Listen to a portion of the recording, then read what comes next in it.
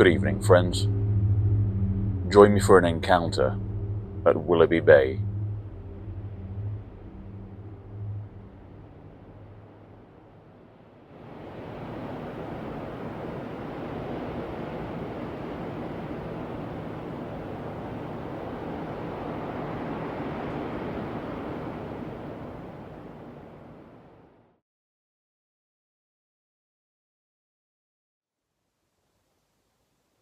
Chapter 1. The Waiting Room. The clock ticked loudly in the dark, stuffy waiting room. Mr Purbeck shifted restlessly in his chair as he sat for what seemed an age, staring at the door behind which was his doctor's office. He did not like visiting the doctor. He was a solicitor in the City of London, and the day before, Monday, he had left his home in the suburbs as usual after breakfast. He wore a dark suit and bowler hat, carrying a rolled umbrella and leather briefcase, and he undertook the same routine every morning. That is, he proceeded on foot through residential streets, anonymous in their uniformity, towards his local underground station for his morning commute. As usual, there was quite a crowd in the entrance hall of the station when he arrived. Everyone was making their way down the staircase in a solemn, respectful, church-like silence. Even their heads were bowed. Mr Purbeck fell in line with the others as he made his way down the stairs. He was in all respects a perfectly average, middle-aged city worker. His face and his hair were grey, and his face was set in a permanent expression of rigid concentration that betrayed no deep emotion. He had made this journey countless times, twice a day and 5 days a week, for more years than he cared to remember. There was no reason on that sunny Monday morning, therefore, for him to expect that this was a day when, for him, everything was going to change. Sitting in that stuffy waiting room for an interminable amount of time, when he would rather be in the office and working, Mr Purbeck stirred himself from his blank reverie and cast his mind back to the day before. It seemed considerably longer than the little more than 24 hours that it actually had been. He remembered first the sheer mundane ordinariness of it all. Stepping onto the already plaqued tube train, full of blank and ominous faces much like his own, hundreds of men in suits and hats and women in headscarves and overcoats, all crammed in at close quarters and odd angles to each other, either looking down at the floor or awkwardly trying to read their rustling newspapers. He stood, as was his usual preference, on the far side of the carriage, in the crevice of the doorway.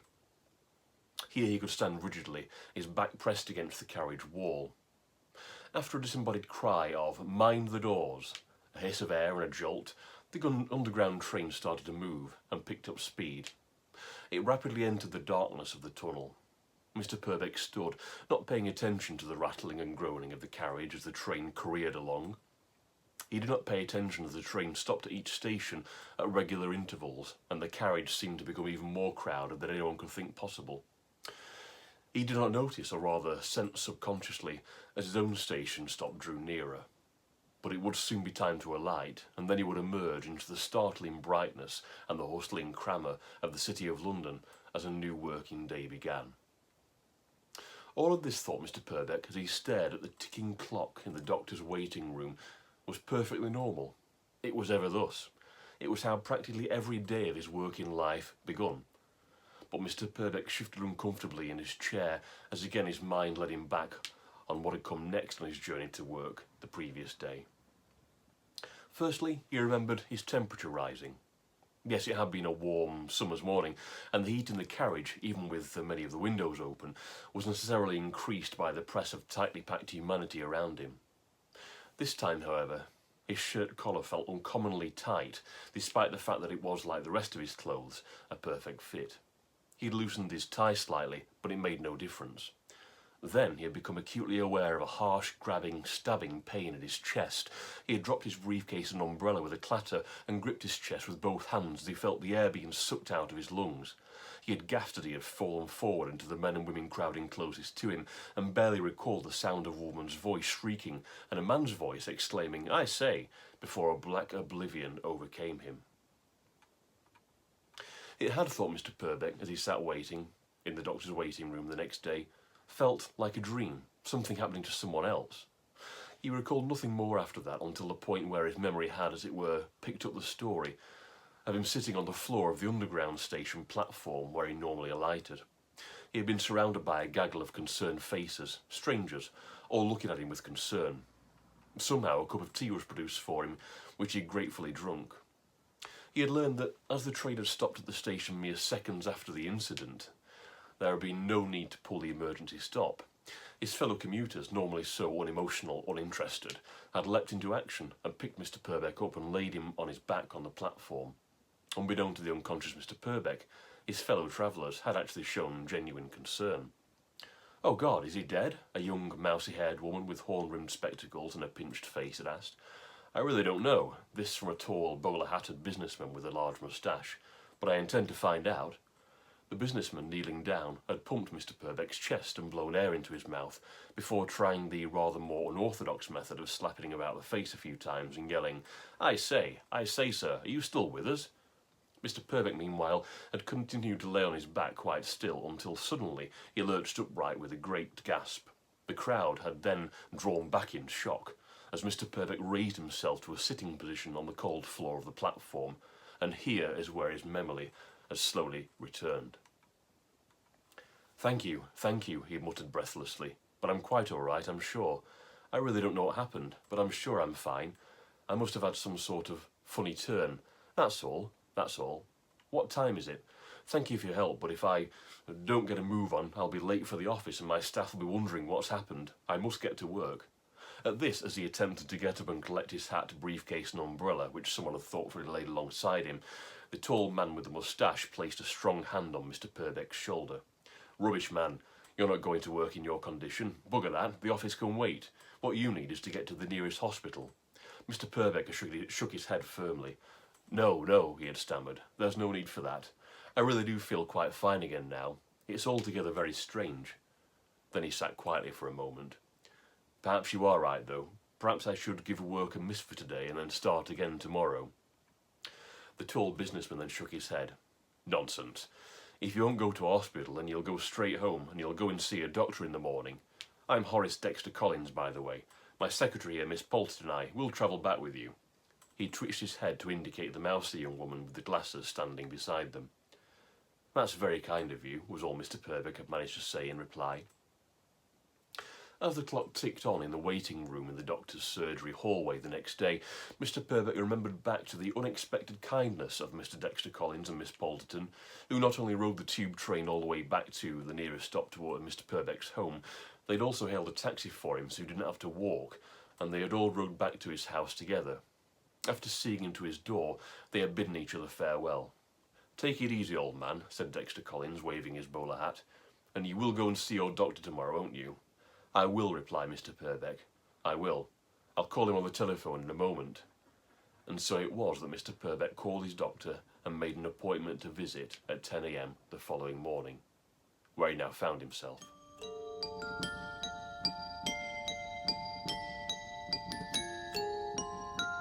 Chapter 2. The Consultation. Suddenly the closed door to the doctor's room clicked open and the doctor called from within. "Mr Purbeck, I'm ready for you now. Do please come in." The doctor's voice was measured, urbane and caring. Mr Purbeck, still in his reveries of the day before, was startled momentarily by the sound of the doctor's disembodied voice. However, he quickly regained his composure and lifted himself hesitantly out of his chair in the hallway and then stepped briskly into the doctor's room. It was a small consultation office with heavy and dark furniture that appeared to have been acquired haphazardly at any number of country house auctions. This indeed was the case. A wall-mounted clock on one wall ticked insistently, and on the opposite wall was a Victorian-style barometer. There were two paintings on the walls, one of a generic vase of colourful flowers, and the other, perhaps less expectedly and rather incongruously, was a scantily clad pre-Raphaelite beauty with tumbling chestnut curls lounging alluringly in a woodland setting. The doctor himself was sat at a large oak desk in the centre of the room, surrounded on all sides by folders, documents and medical books spilling in and out of drawers, cabinets and shelves, and apparently without any real semblance of order. Organised chaos would be a good description of the doctor's sense of documentation, yet he himself radiated a sense of calm and contentment. "Good morning, Mr Purbeck," said the doctor kindly, rising from his desk and striding over to shake Mr Purbeck warmly by the hand. "How very good to see you. Please do sit down." The doctor gestured to a chair at the opposite side of his desk. Let's see what we can do for you today." "Thank you, Doctor," said Mr Purbeck. He sat down and looked across the desk at the familiar face of his doctor, also now seated across from him. An elderly man with tufts of snow-white hair framing a round, lined and ruddy face upon which there was a perpetual warm smile. His well-worn suit was black, and a gold watch chain ranged across the black waistcoat, which itself sat upon a robust, healthily well-fed stomach.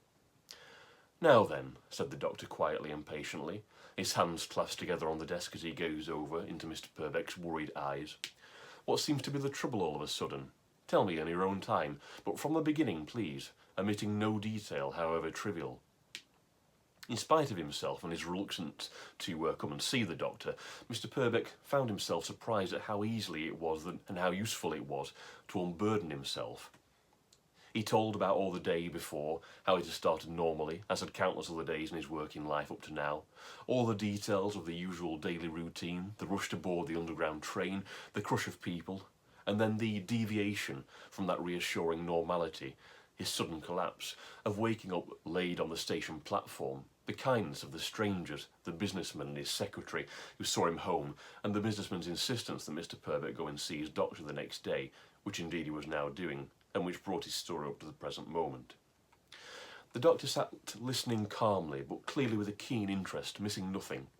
After Mr Purbeck finished his recollections, the doctor sat still and smilingly for some time, fingers tented, leaning back in his comfortable chair, until finally he spoke.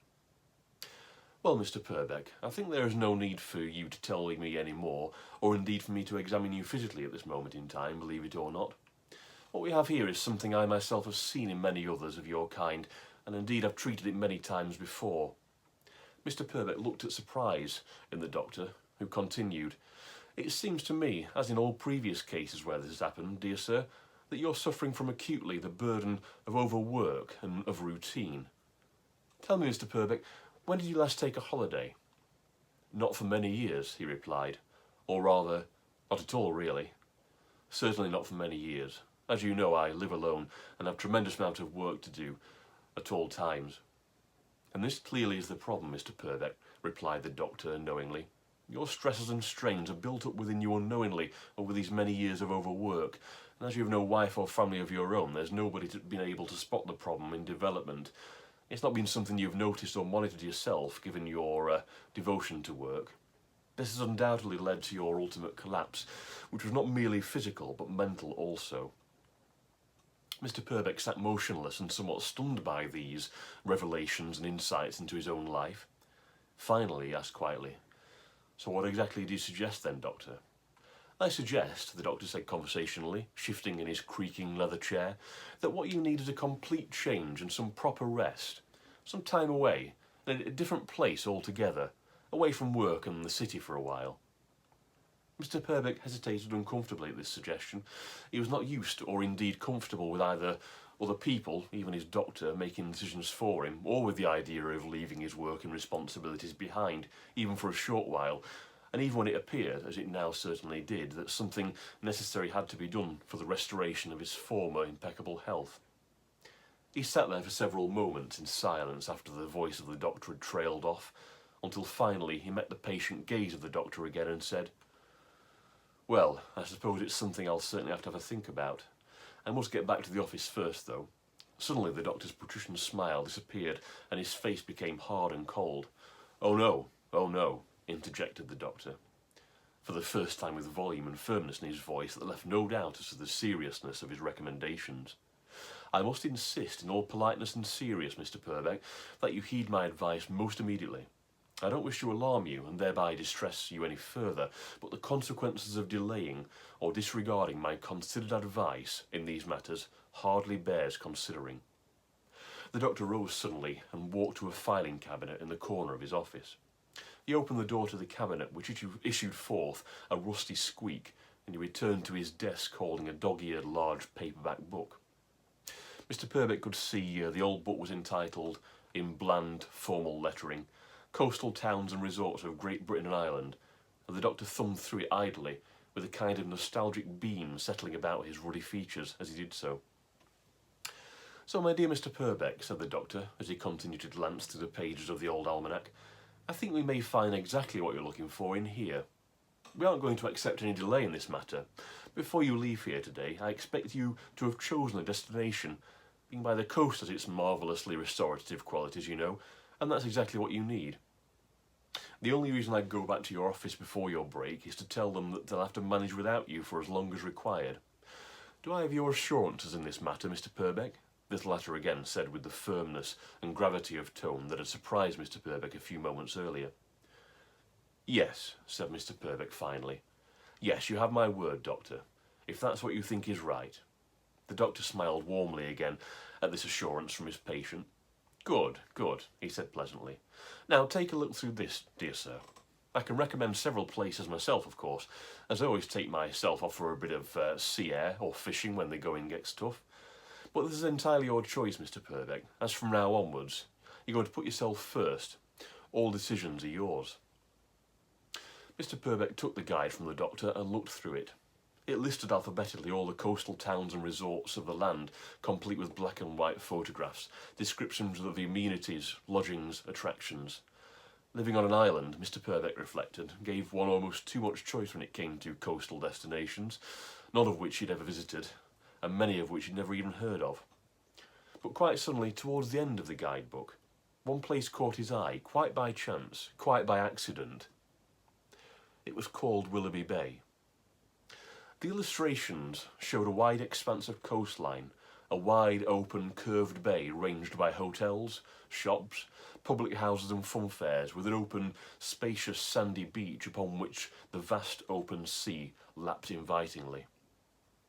The description of the resort, verbatim, was as follows, and Mr Purbeck found himself reading it with interest. Willerby Bay, in brackets, Yorkshire, North. Medium-sized town, with small but growing residential population, swelled during peak season by tourism and day tripping. Principal industry is fishing. Small port admits excursion steamers also. And now a thriving holiday destination in summer season with good variety of lodgings, in brackets, selection listed.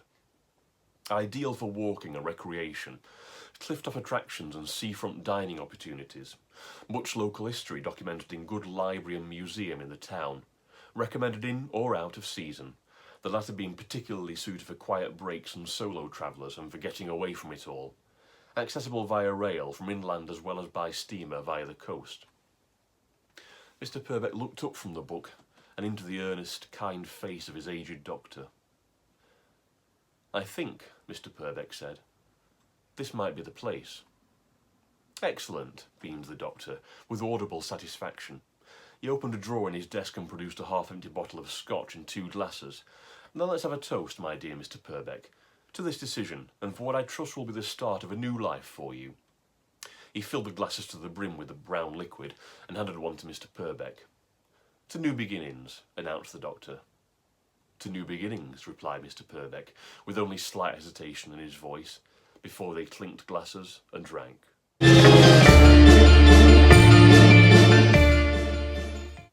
Interlude. So when's he going then? Amelia, a young typist at Messrs Purbeck & Co, asked her superior, Mr Mason. Mr Mason looked up from his newspaper, which he sat reading at the large desk opposite Amelia's smaller one, in the cramped corner of the office they shared. Their desks were a clutter of papers, typewriters, account books and the like, not to mention several overflowing ashtrays. He's already gone, said Mr Mason, puffing thoughtfully on his pipe, producing clouds of smoke. Must have been whilst you were having a tea break or powdering your nose, my dear. Well, it's certainly unexpected, replied Amelia. She was a young-looking 20-year-old, with blonde hair tied in a bun away from her moon-shaped face. She was quite pretty, but terribly shy, especially around men, and she often spoke in a barely audible whisper. I've never known him have so much of the day off in all the time I've been here. I've been here considerably longer than you have, my dear, said Mr Mason haughtily. He was a middle-aged man with dark, contemplative features and thick eyebrows. So I've known him a lot longer, and I can confirm in all that amount of time too, I've not known him have so much as a holiday, which apparently is exactly what he's doing now. Mr Mason put his pipe down on the ashtray. He was perpetually bathed in smoke, which oftentimes gave the eerie impression that he himself was smouldering. Apparently he came in first thing this morning, as usual, went straight in to see Mr Oxley, that's the under-manager, remember, you and I don't see much of, and said he was taking a break with immediate effect on doctor's orders. "Well, I do hope he's all right," said Amelia in a quiet voice. "I'm sure he will be," said Mr Mason distractedly. "But as for us, I think it's an excellent opportunity to work less hard for a change without the old man breathing down our necks." Amelia allowed herself a raised eyebrow at this, as she knew full well that whilst giving the impression of being a hard worker, Mr Mason deftly used each and every opportunity to actually avoid doing anything remotely resembling work, and he often spent most of the working day smoking his pipe and reading his newspaper from cover to cover. She looked up at the sound of the clock striking 5:30. "Well, that's another day done," announced Mr Mason, leaping to his feet immediately, ready for the off.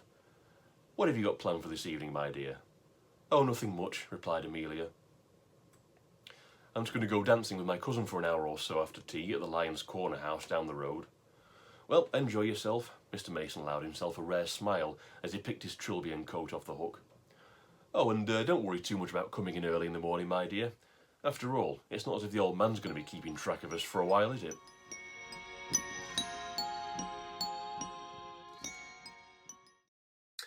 Chapter 3. The Journey. Mr Purbeck boarded the northbound train at St Pancras Station at 11:15 in the next morning. His suitcase he carried in one hand with his raincoat draped over it. In his other hand he carried his rail and hotel reservations and a newspaper. He found his allocated first-class compartment, which was currently empty, and he stepped in, closing the door behind him.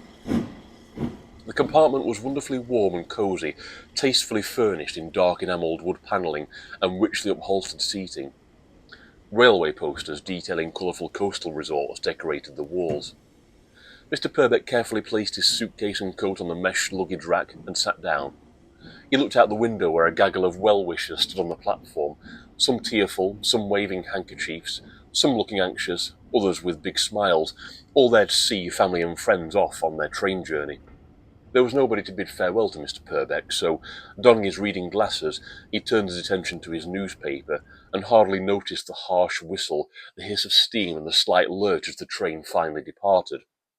Slowly at first as it moved forward out of the station, then gradually picking up speed, puffing clouds of smoke as it did so, gradually setting into the familiar chugging rhythm as the steam engine confidently pulled its carriages onwards into the journey. After an hour or so, Mr Purbeck had finished reading his newspaper, and a steward came trundling down the corridor and brought him luncheon. The holiday-bound gentleman dined finely on steak pie, with mashed and boiled potatoes, green beans and cabbage, accompanied by a delicious glass of wine. Afterward, lulled by the rhythm of the train and the good food and drink, with the landscape speeding by outside the window, he thought perhaps there was something to be said of this idea of getting away from it all, and he promptly fell into a light and contented sleep. Mr Purbeck awoke at an indeterminate time later on. It was late afternoon. He looked out the window of the compartment to see a flat midland landscape rolling by, fields as far as the eye could see, trees gradually losing their leaves with the onset of autumn, and here and there scattered farmsteads, with sheep and cattle munching heartily on their feed. After a while, he felt the train perceptibly slowing, and the countryside landscape gave way to a heavily industrialised one. Factories with blackened chimneys thrusting upwards into a grey sky, row upon row of small terraced houses, identical in appearance, ranged along cobbled streets. Then through the corridor window on the left-hand side of the train carriage, Mr Purbeck caught sight of an extraordinary church, its tall steeple twisted crazily away from its central axis like some giant crocodile. The church spire rose eerily above the grey and smoky industrial landscape around it, and before Mr Purbeck knew it, the train was hitting to a stop at a medium-sized station with a decorative awning covering its busy platform. The sky had darkened considerably in the last few minutes, and it had begun to rain heavily. "Chesterfield, Chesterfield," came the disembodied cry of the conductor. There was a bustle as carriage doors cranked open, and a thud of feet as some passengers disembarked and others clambered aboard. Figures walked this way and that in the corridor outside, shaking wet umbrellas and coats. Until now, all the way from London, Mr Purbeck had had his compartment to himself, but now the compartment door slid open, and a man and a woman entered. The woman sat down in the window seat opposite Mr Purbeck. She clearly disliked travelling by train and needed a view of the outside. She wore a dark pink long woolen overcoat over her dress, with a silk scarf around her neck, and a dark cloche hat on her head, beneath which was her brown hair, which was worn long and tousled into a curl down on her left shoulder. The man, in a deft move, slung their 2 bulky suitcases up on the rack and tossed his dripping umbrella up alongside. Then he removed his long beige raincoat, revealing his dark smart suit underneath. He placed the coat on the seat nearest to the door, but kept his bowler hat on and sat down next to the woman. "What a wonderful day," he said to Mr. Purbeck, in a deep, gritty voice laden with sarcasm. "Yes, it's turned rather, hasn't it?" said Mr. Purbeck in reply. He was not accustomed to talking to strangers in train compartments, but nevertheless the man and woman intrigued him. These two were about the same age, probably in their mid-30s, and of a slim, healthy build. The man had a handsome, military-style face dominated by a strong jaw, and an expression halfway between a frown and a smile lay upon his features. The woman, meanwhile, was very tall, almost as tall as the man, and her face had a fresh and lovely complexion which spoke of many hours spent outdoors, and her big eyes radiated a sense of kindness. When Mr. Purbeck caught her eye, a gentle but wide smile added to her aura of kindness and compassion. She was indeed rather beautiful. Mr. Purbeck had grown used to the silent solitude of the compartment until now, but, he reasoned, if he had to share, then the man and woman seemed companionable enough fellow travellers. They seemed relatively well-to-do, and Mr. Purbeck naturally enough took them for a married couple. "Not far until we change, anyway," said the woman. Her voice was bright and high-pitched, rather like a songbird. "Isn't it?" asked Mr. Purbeck, for whom anything north of London was a relative mystery. "No, we change at Sheffield. Everyone does. This train finishes there," replied the woman. "Oh, does it?" Mr. Purbeck asked, alarmed. He consulted his travel documents, and sure enough he would have to change at Sheffield in order to travel onwards towards the coast.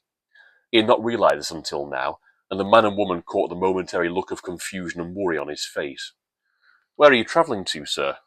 asked the man, the last strips of rain falling from the brim of his bowler. "A coastal resort called, I believe, Willerby Bay," said Mr. Purbeck. "Now there's a coincidence," said the woman in her friendly songbird voice, clearly surprised. "That's where we're heading." "Really?" Mr. Purbeck allowed himself to be surprised at the coincidence too. "That's something, isn't it?" "It certainly is," said the man, who had pulled out a long cigar from his jacket pocket. He lit and puffed at it, filling the compartment with a rich, aromatic tobacco smell. "We live there, although we were both born in the town we've just departed from." The man thrust out his hand suddenly. "I'm Leslie Marriott," he announced. Mr. Purbeck took the offered hand and shook it. "This is my friend, Hannah Winters," said Leslie, gesturing to the woman. "How do you do?" she said, and offered her own leather-gloved hand to Mr. Purbeck, who shook it in turn. "Marriott and Winters," said Mr. Purbeck. "You'll have to forgive my assumption, sir and madam. I had rather taken you to be a married couple." "Oh, goodness, no," said Leslie, laughing for the first time, the cigar in his mouth. "Sorry to disappoint you, dear sir." "We're best friends," said Hannah charmingly, "since our school days down here." She looked at Leslie with warmth in her eyes, and his hand was resting on her arm. "And you live together even though you're not married?" Mr. Purbeck found himself asking. Somehow this pair were drawing him out of his shell, into which he had for many years ensconced himself. "That's right," said Hannah, nodding. "Up in Willerby Bay. We fell in love with the place some years ago, on the first holiday we took together.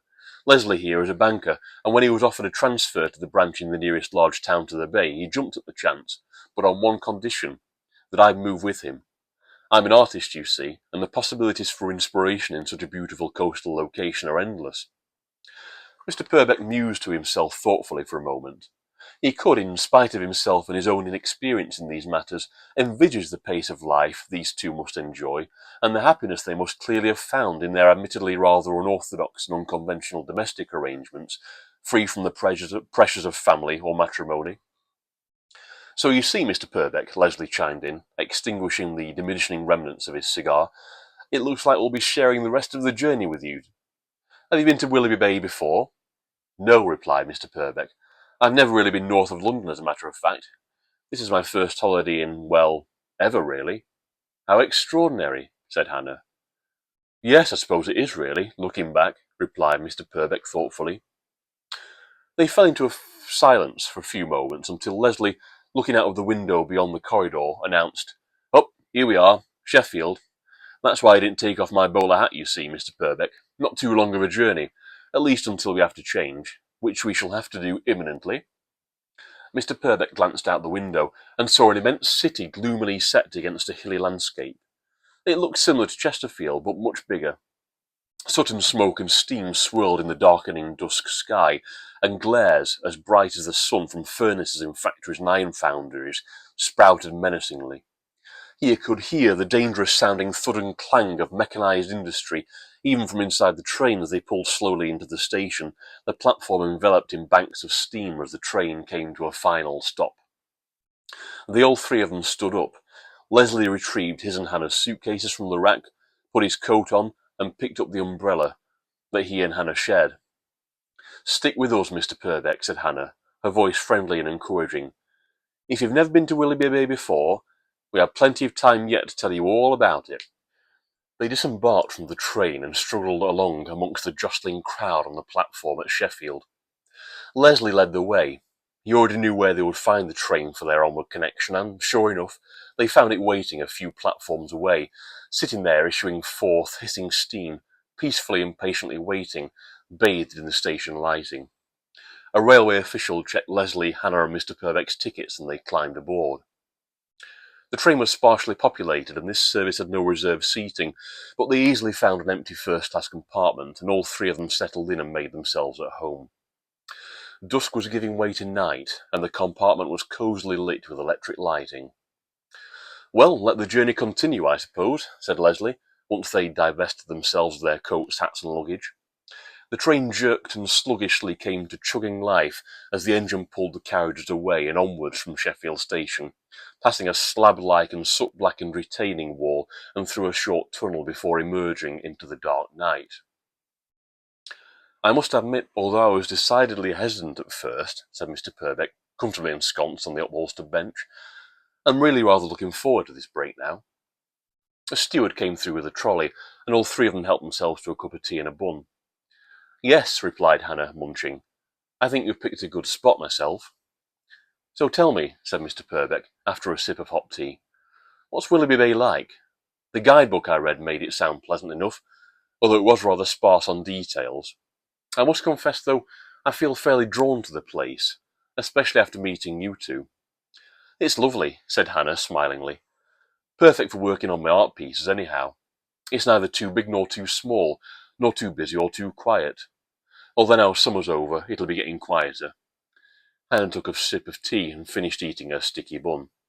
"The bay itself is beautiful.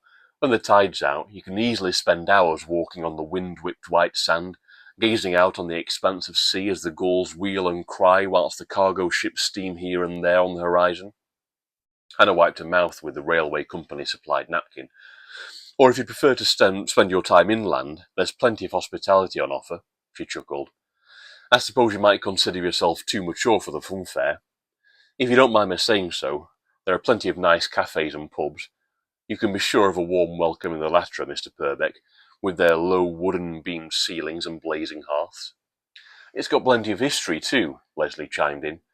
"Just right for an intelligent and learned man like your good self, Mr. Purbeck. I reckon you'd enjoy the public library with its local history section, and there's an excellently curated museum too with a reading room. Plenty to keep you occupied, depending on how long you're staying." Mr. Purbeck realised this last sentence had ended with a sort of question. "Well, I'm not really sure how long I'll be staying yet, Mr. Marriott," he said. "My doctor advised me to get away from it all for as long as it takes." "I wouldn't care to disagree with that advice, Mr. Purbeck," said Hannah. "An open-ended holiday sounds ideal to me." She chuckled again, in her high-pitched, songbird voice. The steward returned and collected their tea things and offered them drinks. Leslie took a scotch and soda, Hannah a brandy and ginger, and Mr. Purbeck accepted a small glass of port. Leslie swilled the golden liquid around in his glass. "So where shall you be staying on your open-ended holiday, Mr. Purbeck, if you don't mind my asking?" "I'm lodging at the Midnight Star Hotel, as it happens, Mr. Marriott. Do you know it?" Leslie's eyebrows raised slightly. He took another cigar from his suit pocket and lit it. "Ah," he said knowingly. "Midnight Star, eh? You know, I was mentioning local history a moment ago, wasn't I? Well, therein lies a tale." Leslie sat back and took a gentle puff on his cigar, and the exhaled thick grey smoke rose slowly up towards the compartment's ceiling, dancing swirlingly around the single electric light. "How do you mean exactly?" inquired Mr. Purbeck, genuinely intrigued. "What my friend means," interjected Hannah, "is that your hotel is named after one of the more infamous affairs in the history of Willerby Bay." "That's correct," confirmed Leslie. He was sat back comfortably, whisky glass in one hand and cigar in the other, and he had fixed Mr. Purbeck with an unmoving stare. "It was named after the tragic loss of the Midnight Star, a cargo steamer that ran onto the rocks just outside the bay in a ferocious storm years ago, in November 1892, to be precise." Leslie fell silent, his expression suggesting he was deep in thought, as he continued to look at Mr. Purbeck, as did Hannah, a serious and unsmiling look on her face for the first time. "Go on," prompted Mr. Purbeck, after what seemed an age. "Well," continued Leslie, drawing at regular intervals on his long cigar, "this particular night, back in 1892, the Midnight Star was travelling from Scotland to Lowestoft with a new crew, under a Captain Meadows, who had brought his wife Ella along with him on the voyage. They'd just married, you see, and upon offloading the cargo in Lowestoft, they were apparently going to go on to their honeymoon in East Anglia. Anyway, a few hours into the voyage, the steamer ran into the most ferocious storm, and they were blown completely off course and in towards the coastal waters. After what must have seemed an eternity of being tossed here and there by the raging sea, the vessel finally lost engine power and was left drifting helplessly at the mercy of that merciless sea on a terrible dark night." Leslie paused, took a sip of whisky and a drag of his cigar, then resumed the tale. "As they were pushed closer towards the unforgiving cliffs of the Yorkshire coast, the local coastguard saw the lights of the Midnight Star emerging from the gloom and alerted the local lifeboat station at Willerby Bay. Heroes all, those boys." "What happened then?" Mr. Purbeck asked, his voice barely a whisper. Leslie took another sip of the warming whisky. "The lifeboat launched into pitch darkness and driving rain, slamming into the mountainous seas as it went. They managed to come alongside the Midnight Star right at the moment when, with a thundering crash, the ship found itself swept up by a gigantic wave and dropped straight onto the rocks, stuck fast. The captain ordered the crew to abandon ship as the lifeboat made alongside of the stricken vessel. One by one, the crew members leapt down into the welcoming arms of the heroic lifeboatmen. Suddenly the electric light in the railway compartment flickered, and the bulb thereafter burned much more dimly. Outside the windows of the train nothing could be seen, the night obscured whatever passing landscape there was, and even the familiar reassuring rhythm of the train in motion seemed inexplicably to fade away, so that the compartment felt enveloped in an ominous silence. The smoke from Leslie's cigar seemed to linger around the compartment like a dense sea fog, and shadows danced spectrally around the confined space.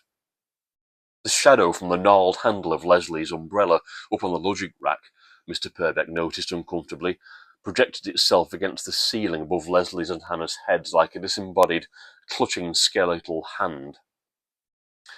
"After that," Hannah took up the story, her voice lower and quieter than before, "it came for the captain to leave the lost ship too.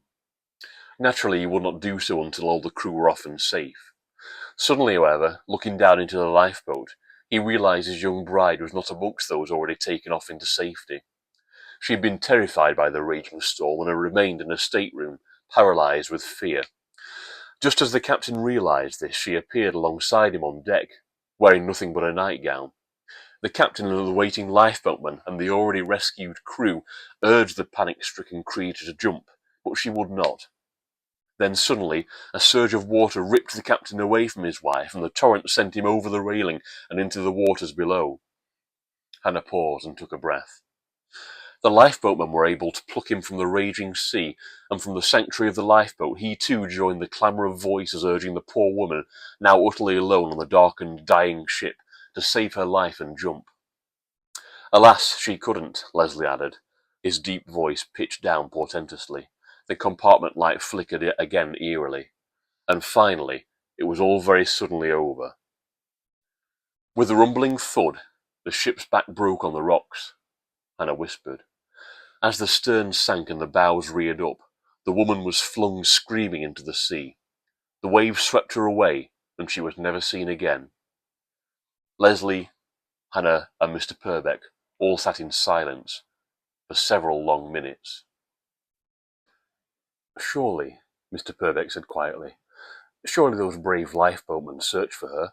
Of course, Leslie said offhandedly. By now he had finished his cigar and he'd drained the last of his whiskey. But in those conditions, Mr. Purbeck, it would have been like looking for the proverbial needle in the haystack. Besides, she would have lasted mere minutes, nothing more than that. It is said, Hannah carried on, that her terrified screams could be heard by those in the lifeboat, even above the howling of the wind and the roar of the furious seas. And that was the end. The end of Ella Meadows, the captain's wife, the only victim of the sinking of the Midnight Star, said Leslie, thoughtfully. A terrible occurrence, mused Mr. Purbeck, who could visualise that awful night thanks to the all too vivid description his fellow travellers had given him. But it doesn't end there, sir, Leslie ventured. The crew were landed safely that night, and grateful to feel solid ground underneath their feet again. Captain Meadows, of course, was distraught beyond reason. The experience and the loss of his wife so soon after marriage, without even a body to bury, sent him quite mad. He never went to sea again, and finally threw himself off a nearby cliff. It certainly doesn't end even there, though, does it, Leslie? Hannah chimed in.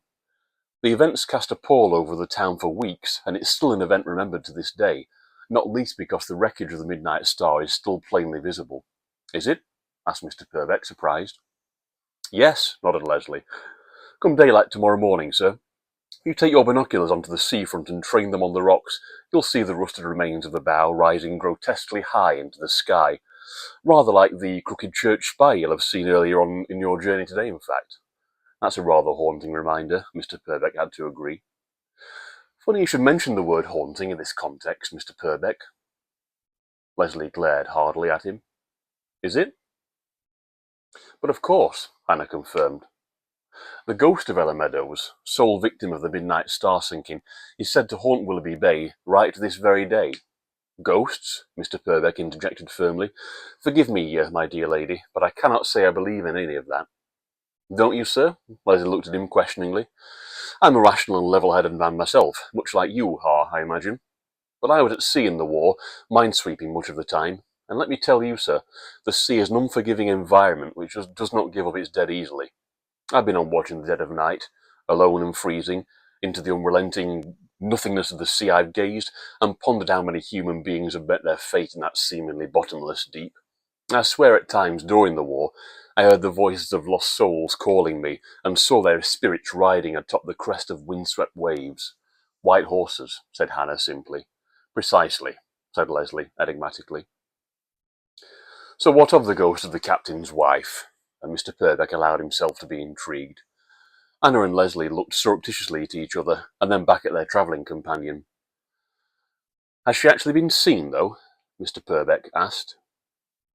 Oh, yes, replied Leslie. She's been seen. She's been seen all right.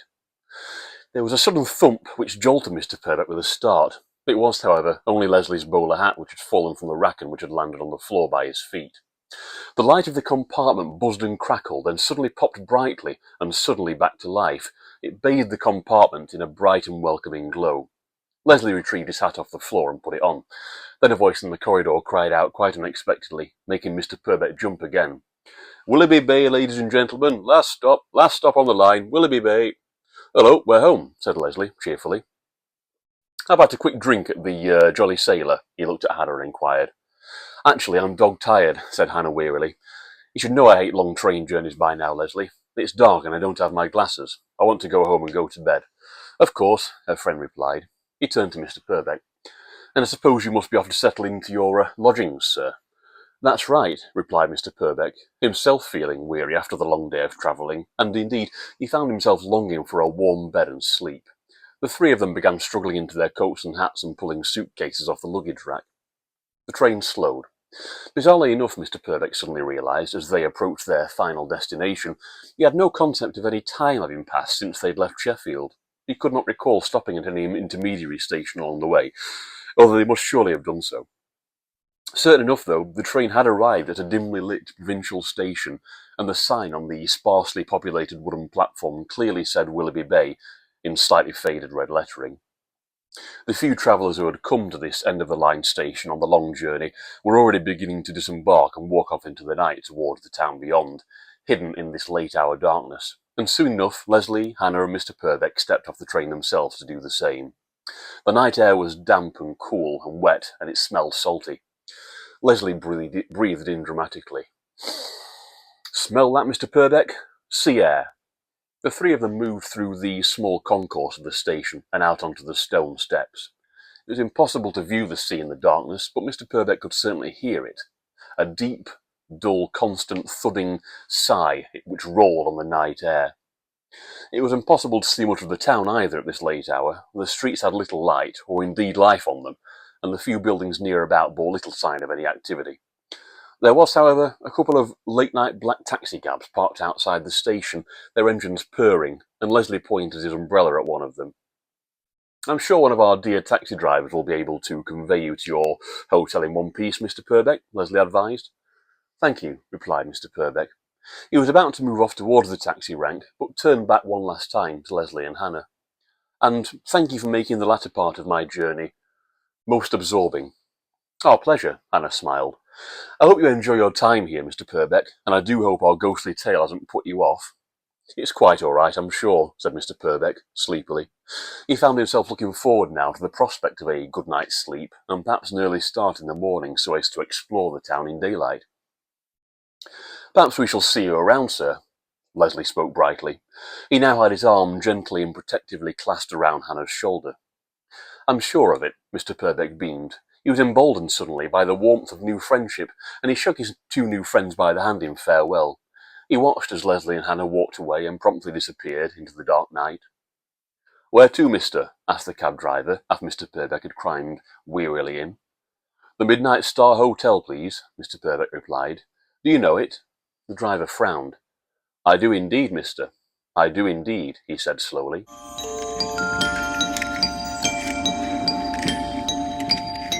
The hotel.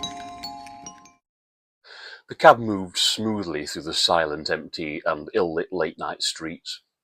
Mr Purbeck glanced up at the reflection of the driver. He wore a flat cap and had a shadowy face, and clearly was a man of few words. But this did not trouble Mr Purbeck. He was tired after the long journey from London, and not exactly full of sparkling conversation at this late hour himself. Presently they turned onto the cliff-top road, which was lined with handsome Georgian-era white townhouses, most of them now given over to boarding houses, bed and breakfast establishments, and modest hotels.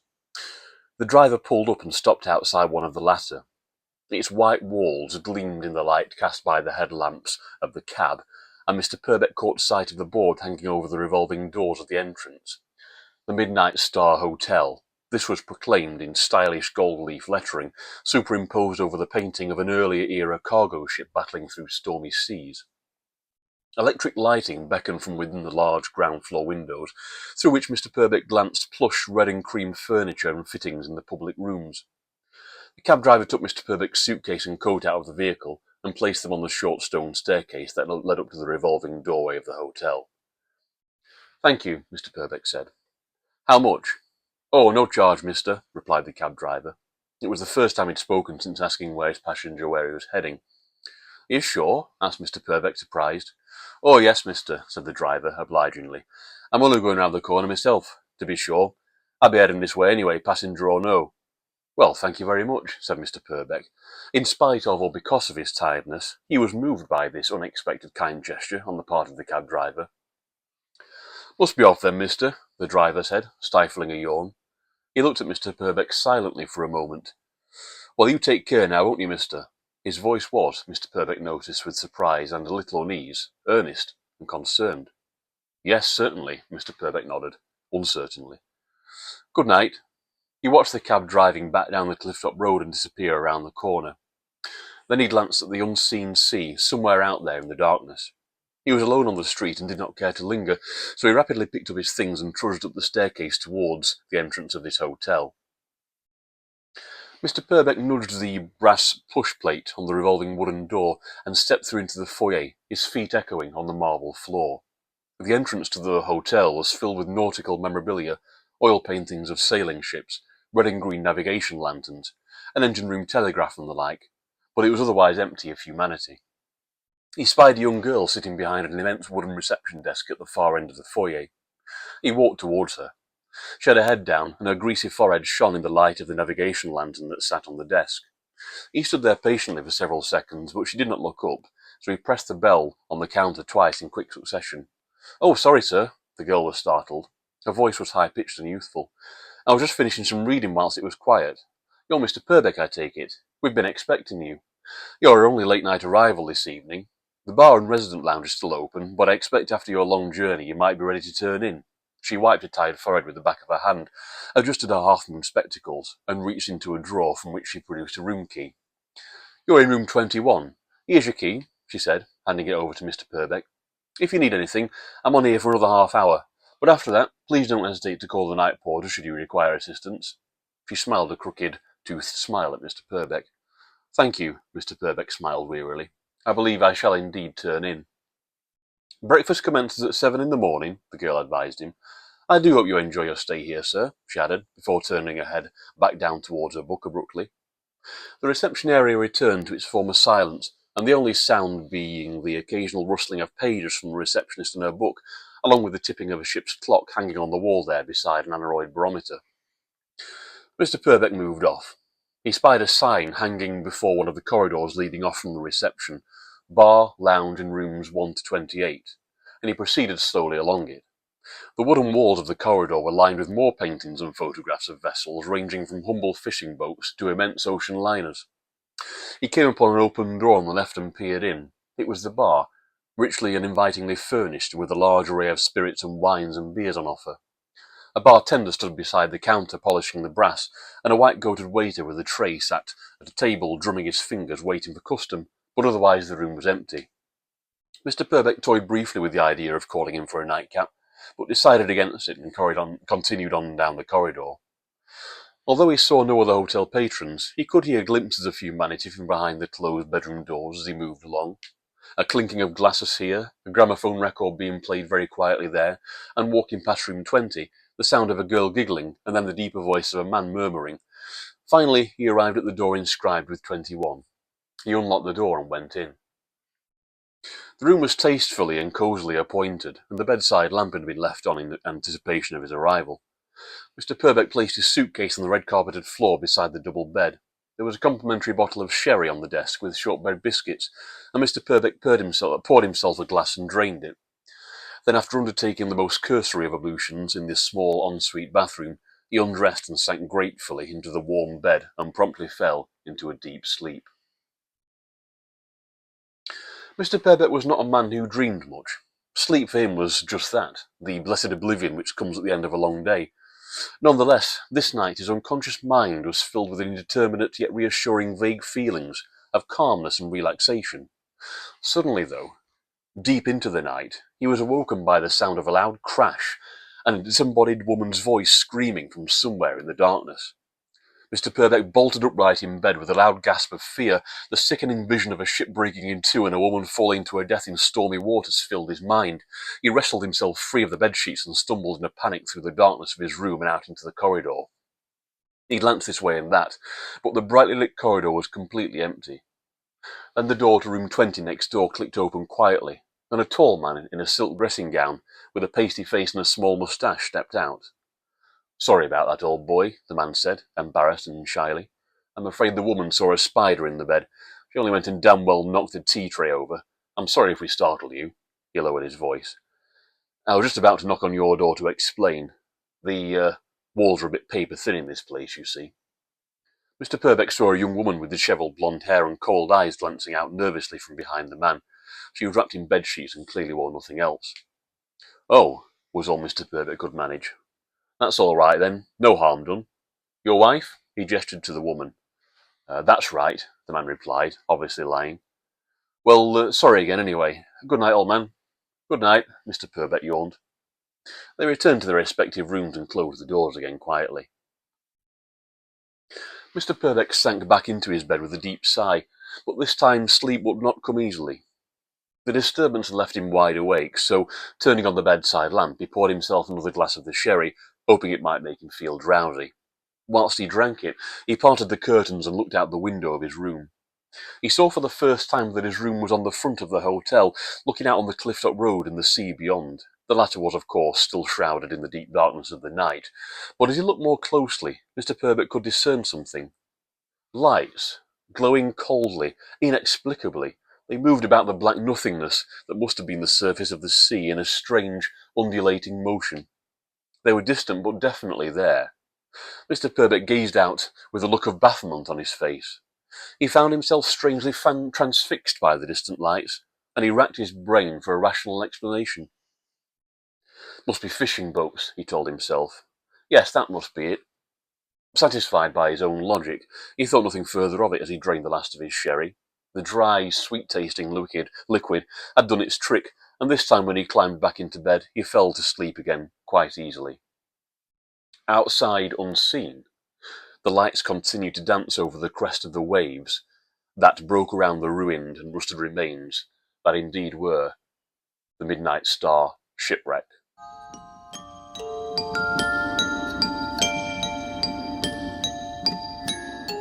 Chapter 5. First Morning. The sea had calmed during the night, and the day broke peacefully with the waters gently lapping the sands as a golden autumnal sunset rose slowly in the sky, streaming through the flower-patterned curtains of Mr. Purbeck's seafront room. As the natural light rose, he woke slowly. The tiredness from his long journey and the disturbances of the night before were now long forgotten. He opened his eyes to be met by the welcome of the warming sun beyond the window, and felt within himself a deep feeling of peace and contentment, such as he had never felt before. He smiled to himself as he rose from his bed, and drew back the curtains, and saw for the first time the great beauty of the bay in daylight. He sighed with satisfaction at the sight, which was one the subconsciously jaded Londoner had not come across before, the expanse of blue water upon which a flotilla of fishing boats spread out for their morning catch, with the rich yellow-white sand spreading along the extent of the coastline. The street was mostly empty at this early morning, apart from the occasional leisurely dog walker or holiday-maker venturing out for their morning newspaper. It was a scene out of a storybook, a beautiful English seaside town upon which the last vestiges of summer were slowly giving way to the long, encroaching embrace of autumn. Mr. Purbeck turned from the tranquil scene. After dressing, he presented himself in the spacious dining room of the hotel, where a young white-jacketed waiter, with slick brown hair and a friendly face, stood and greeted him warmly. "Good morning, sir. Nice morning, isn't it?" "Yes, it seems so," replied Mr. Purbeck, as the waiter showed him to a table set for one in the corner. A window facing the table afforded a good view of the sea, but Mr. Purbeck scarcely had a chance to take it in before the waiter appeared with a teapot and poured him a cupful of steaming breakfast tea. He then disappeared again, after taking Mr. Purbeck's breakfast order, and leaving him to enjoy his tea.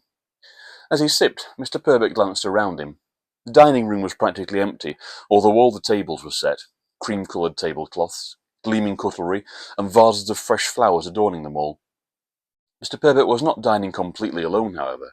In a central table some distance from him, he spotted the tall, mustachioed man and the blonde-haired girl, whom he recognized as the occupiers of room 20, next to his room. They were talking to each other in a hushed, intimate manner over their breakfast plates, and as they caught Mr. Purbeck's gazing eye, they smiled over at him in both recognition and embarrassment. Mr. Purbeck himself nodded back somewhat haltingly, and excused any awkwardness by returning to sipping his tea. The couple turned back to each other, and soon enough the waiter returned, bearing a silver tray, which he placed on the table, lifting the dome cover to reveal a capacious hot breakfast, which Mr. Purbeck tucked into heartily. After he had finished, he looked around him, and, wiping his mouth with a napkin, he noticed the dining room was now completely empty. He sat finishing his tea, gazing out of the window at the sea beyond, and felt drawn to explore the town on this, his first morning. Stepping through the revolving doors of the hotel and out onto the seafront, Mr. Purbeck was struck by the freshness of the salty sea air, quite alien to him. This air smelt clean and pure, very unlike the polluted, petrol-fumed, smoke-smeared air of London that he was used to. A calm, steady breeze blew off the sea, and the brightness of the morning sun, he observed, was beginning to give way to a growing blanket of grey cloud.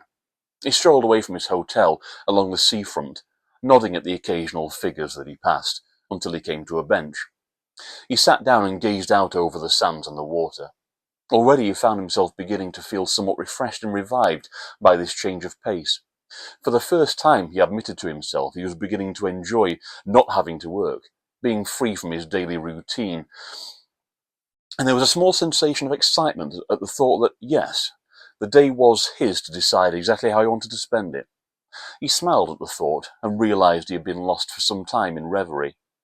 Turning again to the sea before him, he noticed to the right, out beyond the corner of the bay, what seemed to him looked like an unusually large concentration of rocks piled high.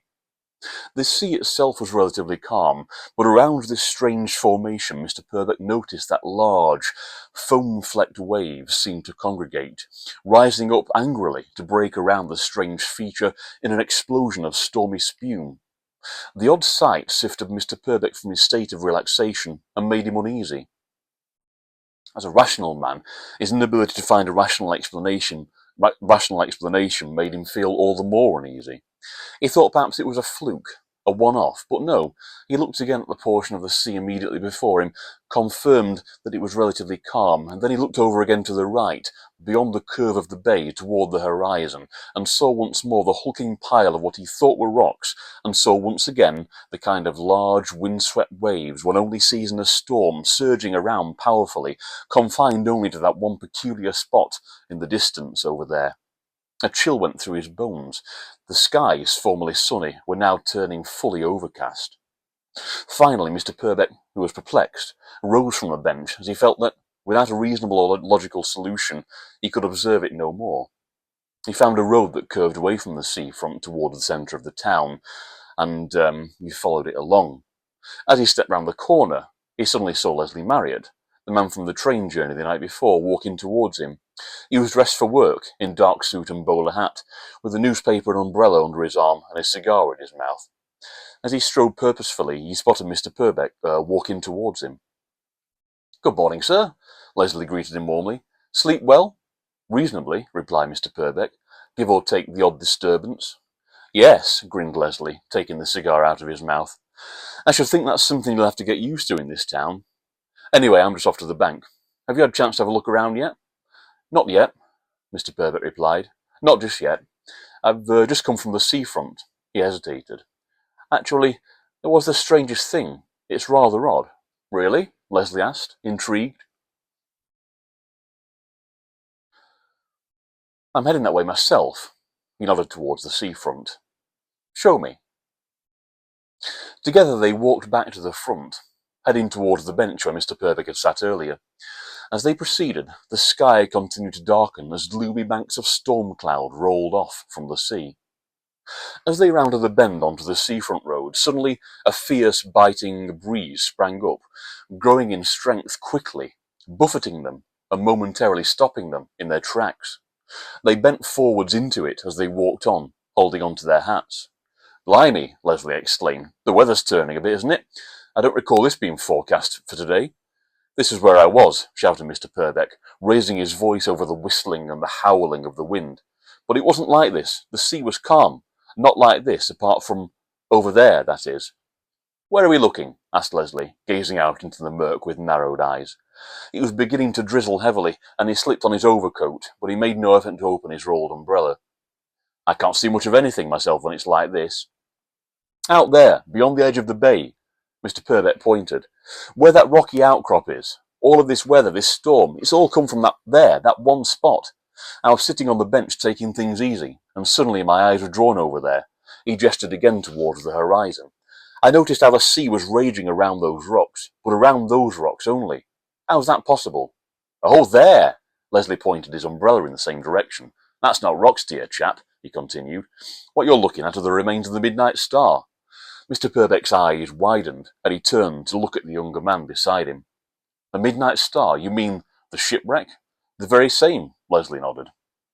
"Come over here and have a closer look." Leslie tossed his dead cigar away and walked off, his raincoat flapping in the harsh wind.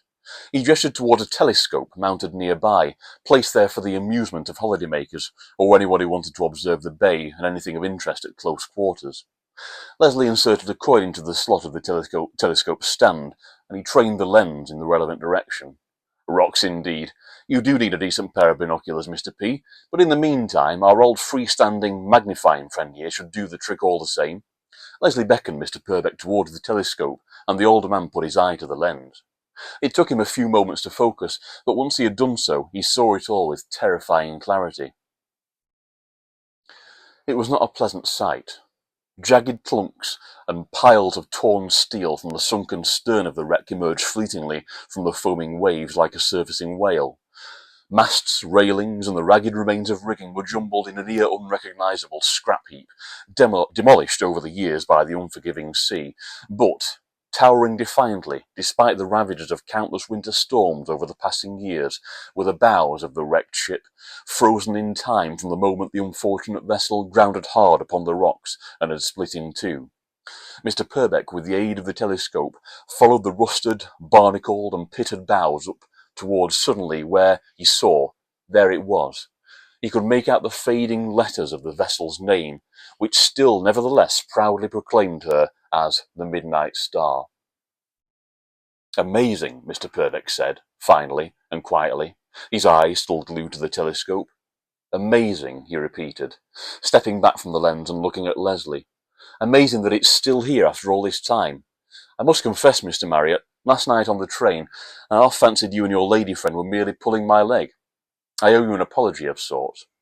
Not at all, Mr P, Leslie smiled. The rain was dripping off the brim of his bowler hat.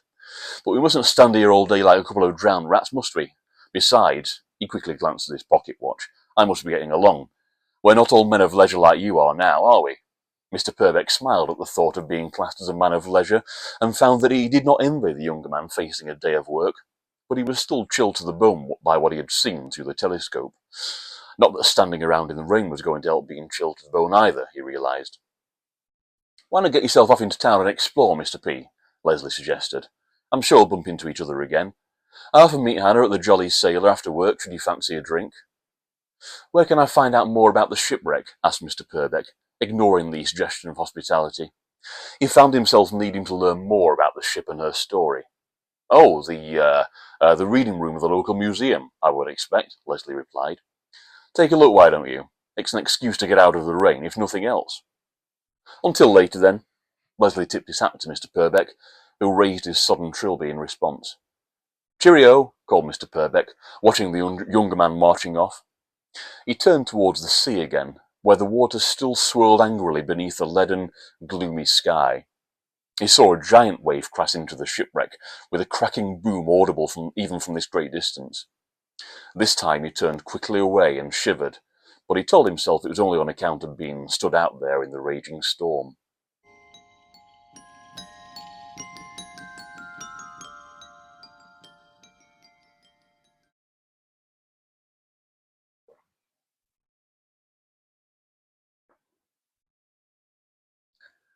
Chapter 6. The Pub. Mr Purbeck half walked and was half pushed from behind by the gusting wind as he followed the directions that indicated town centre, shops, attractions, museum, on a battered sign tacked onto a disused telephone box. He drew his jacket collar about his face and kept his head down towards the pavement. There were few people about. Anyone nearby was rushing along in an effort to escape the wet weather. He passed a row of anonymous-looking guest houses, some had already shut early for the coming end of the season. The pavement came to a corner, which turned onto a narrow road heading downhill. Mr Purbeck turned downhill and found the first building on his right was a pub. The sign, swinging in the wind, announced it to be the Master Mariner. Electric lighting glowed invitingly from behind the frosted glass windows, and fancying a break from the weather and a sit down to gather his thoughts, Mr Purbeck unhesitatingly stepped in. The saloon bar was quiet, dark and cosy. He sat down at a table in the corner, shaking the rain off his hat and jacket, and a waiter appeared to take his order. A large port, please, said Mr Purbeck. Coming right up, sir, said the waiter. A plain and bored-looking young woman behind the bar poured the drink, and the waiter brought it over to his table. Mr Purbeck paid him, and the waiter wandered off again to talk to the waitress, leaving him sat alone with his drink and his thoughts. As he sipped his drink and glanced idly around him, Mr Purbeck caught sight of some old newspaper cuttings mounted in picture frames on the wall opposite. Intrigued, he went over to study them. They were from various local publications, the names of which Mr Purbeck had never heard of before. the Willerby Bay Daily News, the Coastal Telegraph, the Clifftop Herald, the Lighthouse Press. The print was small, and the pages were yellowed with age and fading, but the headlines leapt out with an uncanny immediacy and familiarity. Lifeboat heroes to the rescue. Midnight Star wreck, latest news. Captain's wife believed lost at sea. Tragedy at sea. Woman dies in shipwreck. Ella Meadows.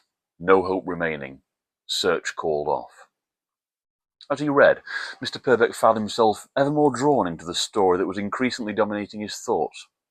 The Willerby Bay Daily News correspondent had breathlessly announced, "Amid the terror of the storm visited upon the bay this week comes a story both of bravery and tragedy. The Midnight Star, wrecked outside the bay, found herself at the mercy of a relentless pounding from a merciless sea. Fortune was at hand for the helpless crew in the form of our brave lifeboatmen, who mounted a rescue attempt of extraordinary courage and resourcefulness in terrible conditions. Against near impossible odds, lifeboat coxswain Harry Williams oversaw the survival of all of the wrecked ship's crew. Tempered against this triumph, however, was the apparent tragic loss of the only victim of this sorry affair, this being a young woman believed to have been the wife of the ship's captain." Mr. Purbeck took a sip of his drink and turned his attention to what the front page of the Coastal Telegraph had to say. "As these survivors are brought ashore for rest and recuperation, our reporters were on hand to observe the magnificent rescue effort of Coxswain Williams and his hardy lifeboat crew. Williams told one of our correspondents that, to his profound regret, in spite of every possible human effort his men could make, it was not possible to rescue the only woman on board the doomed Midnight Star. In a particularly cruel twist of fate, it would appear the woman was none other than the wife of Captain Meadows, the master of the Midnight Star, and whilst hope may not be completely extinguished, it looks increasingly likely the poor creature has succumbed to the deadly embrace of the stormy waters." The Clifftop Herald, noted Mr. Purbeck, pitched its coverage in a dramatic and sensationalist tone. "Tragedy thrust itself onto the waters of our town last night in the most dramatic situation imaginable. A cargo ship wrecked on the rocks offered up to the raging tempest a sacrificial victim in the form of a woman who would not will herself to be rescued by the heroic arms of our lifeboat crew. No doubt the waters will settle and the cause of the accident revealed in good time, but long afterwards, no doubt the bay will forever reverberate with the dying woman's screams whenever the name of the Midnight Star is invoked." Casting his eye over the headline page of the Lighthouse Press, Mr. Purbeck, by now thoroughly engrossed, noted a compassionate, rational tone in the reserved, respectful editorial. The article was preceded by a black and white photograph of the ship at sea, steaming purposefully in happier times. It read, "For Ella Meadows, the trip, her first aboard the Midnight Star, was meant to be a happy one and a time of new beginnings. For this short journey was but the precursor to her honeymoon with Captain Meadows, skipper of the ill-fated vessel. Alas, however, fate and circumstance transpired, and thoughts must be spared for the captain, who emerges from this tragic affair having lost both his ship and his beloved bride. Put simply, he was in the wrong place at the wrong time, and many a fellow ship's master mariner might also say, 'There but for the grace of God go I.' And now, as we reach the final realization that, as the search is called off, no hope remains for Ella, and a death must serve as both a reminder of the frailty of human existence, but also of the need for mankind's eternal vigilance against the dangers posed by that most untamable of natural elements, the sea." "Finding it interesting, are you?" A gruff voice from the corner startled Mr. Purbeck and caused him to tear his eyes away from the old newspaper headlines.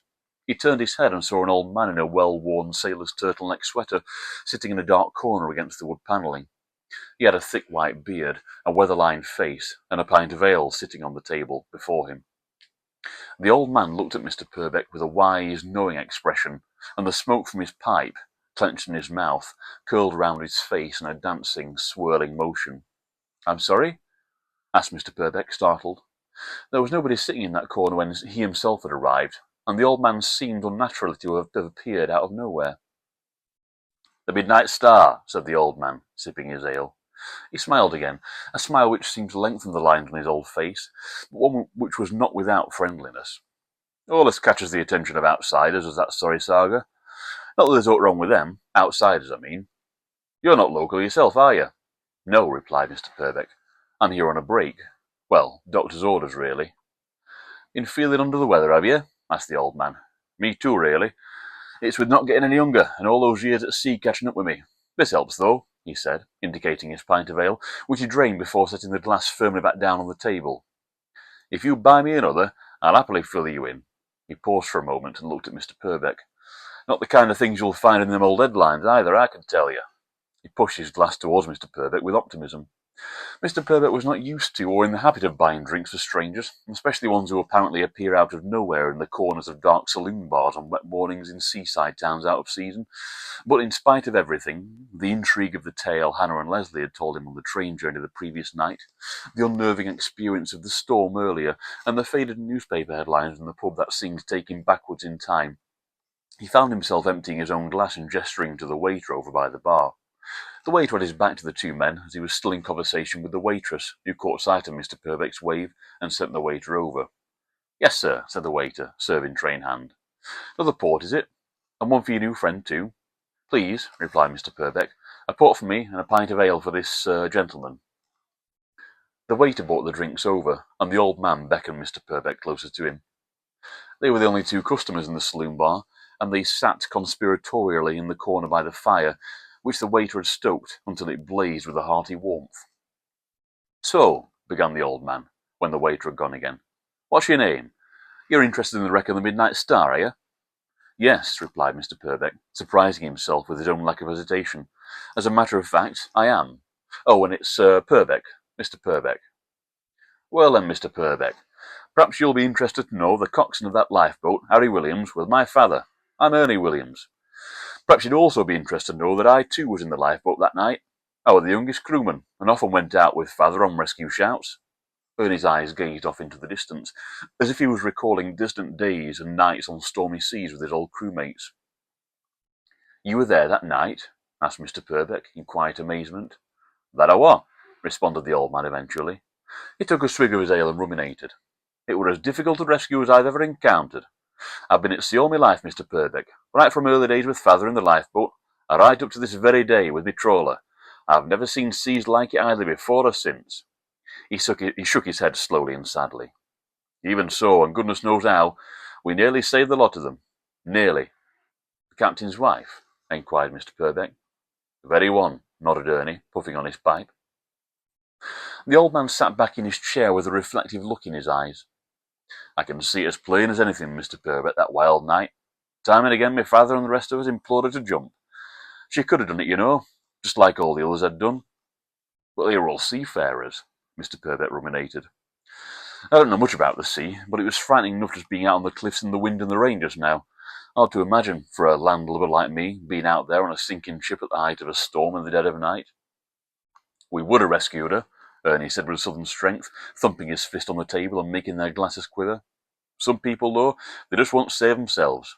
Me father are an old sea salt, just like I am myself now, I suppose. Ernie chuckled to himself, then his old lined face darkened again. He would never have said anything publicly, and you're the first person I've told this to, Mr Purbeck, but on his deathbed he swore to me that woman had haunted him from the very night onwards, for the rest of his life. That's right, haunted him. Imagine that. My father, the man along with the rest of us, had tried his damned hardest to rescue her. Haunted him? Asked Mr Purbeck. His mind was going back to the tale told to him in the train compartment, a tale which, he reminded himself, he had judged to be a pretty tall one. That's right, said Ernie. The old man took another healthy swig of his ale and looked close at Mr Purbeck, hunched on the opposite side of the small table. You believe in ghosts? Mr Purbeck sat thoughtfully for a moment. He considered all he had heard and experienced so far, but still he could not bring himself to change his mind. He realised the old man had asked him a question which demanded an answer. No, he finally said. On the face of it, I have to say, my answer is no. Old Ernie shrugged his shoulders slowly and pushed back the peak of his fisherman's cap. He chuckled again. That's funny, Mr Purbeck. Why? Because that's exactly the reply I'd have expected from my father, and why it was such a shock to hear what he told me as he lay there, lingering out his last dying hours. This woman, the only person we couldn't save, had haunted him for the rest of his days. I wouldn't have believed it coming from him, the dependable old coxswain. I just wouldn't have believed it. If it weren't for the fact, Mr Purbeck, well, you see, she's been haunting me too. They sat in silence for a long time. the only sounds being the crackling of the fire and the pattering of the rain against the frosted glass windows. Mr. Purbeck looked at the old man in front of him. There was no doubt in the seriousness and the sincerity of this venerable, old, white-bearded sea-dog. "Haunting you too?" Mr. Purbeck asked, finally, trying to sound non-committal. "I'm afraid so," Ernie said. He drained the dregs of his second pint of ale. "But I think it's going to take another one of these before I tell you anything else." Mr. Purbeck took the hint and beckoned the waiter over again. No, Ernie fussed. "These next ones are on me." He paused until after the drinks had been placed on the table and the waiter had gone. "You say you don't believe in ghosts, Mr. Purbeck. Well, now that you're interested in the Midnight Star, I'd say it won't be long before that starts to change." It was now approaching lunchtime, and the lounge area began to fill gradually with midday drinkers. Mr. Purbeck and Ernie remained in their corner, seemingly oblivious of the other customers gathering at the tables around them.